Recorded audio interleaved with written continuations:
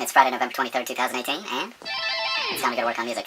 It's been an excellent day. I'm in a really good place and excited for a productive session. Had a really nice holiday yesterday. Took it super easy, learning and growing always, but also having fun, spending time with family, and now it's back into the lab. And I'll be honest and say I couldn't be happier about it. You know, I've had a bit of a reminder recently of just how fulfilling it is to knock out a lot of work every day in the studio, and just like how good I feel at the end of the day, just moving through resistance and getting work done. And I can really just feel I'm in a more productive place than ever these days, and I'm very hopeful that my cycle of finishing things is about to accelerate very quickly. And most, if not all, of the obstacles have been removed now, guys. So it's time for me to just show up and execute, and probably just not think. So I appreciate you guys for tuning in. Gonna hit some online classes here, update you guys with what's going on in the Tom Morello Masterclass, which has been awesome so far.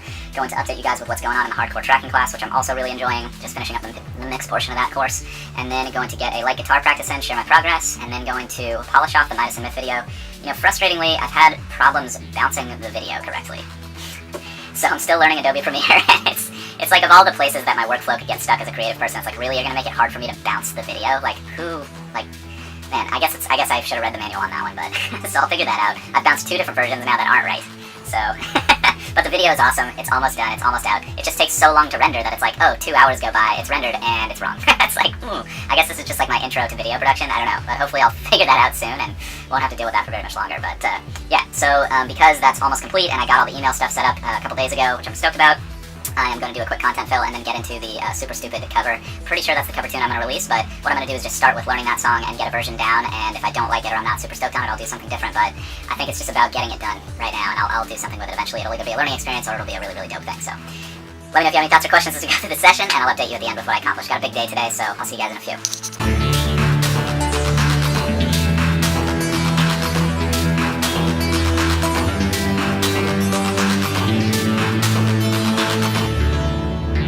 Alright, epically great day overall today. Probably got about 8 hours in the studio, which I'm really psyched about, and could have been a little more efficient, but I've just been, you know, kind of out of the groove, honestly, so I'm still getting back into it, but I'm stoked that I got the next few days to grind super, super hard, and really excited to take advantage of that. So just got into the online class front, hit the Tom Morello class. He had a great tip, which is like, look, the gear just doesn't matter. It's so minuscule compared to playing something with feeling and with conviction, and nowhere could that be more true than in rock music, man, you know? So get something that's usable, literally just usable, and just go from there. And he gave this example of like Flea from the Red Hot Chili Peppers comes to Tom Morello's house. Tom Morello has like the crappiest bass in all of Los Angeles, and he's like, Flea still sounds like Flea on that bass, man. So just like put in the time, you know? It's such a great message, dude. It's like, oh, maple or rosewood fretboard, it's like, come on, man, just make some great music, you know?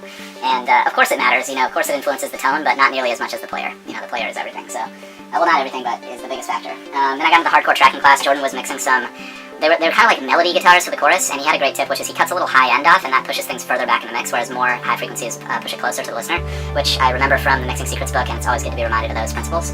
From there, I got a nice long guitar practice in. I just took my time, did some singing. That felt really, really good, just like taking my time in the session, did a really good content fill, and then started working on the Super Stupid cover, just started working out some of the guitar parts, and laying down some tracks. So I took some chances with it, like changed up a couple parts to make it a little more like what I wanted to hear and kind of like give it a different flavor. I even changed the key to just make it work a little bit better on the fretboard for me and like where I was comfortable and where I wanted my bass line to sit. So, you know, we'll see, and like vocally it seems like it's in a pretty good spot for me, maybe not like perfect, but good enough. And yeah, I just got the rhythm tracks down, the bass tracks. Most of those are probably keeperish unless I decide to change the key. I didn't spend a ton of time on it.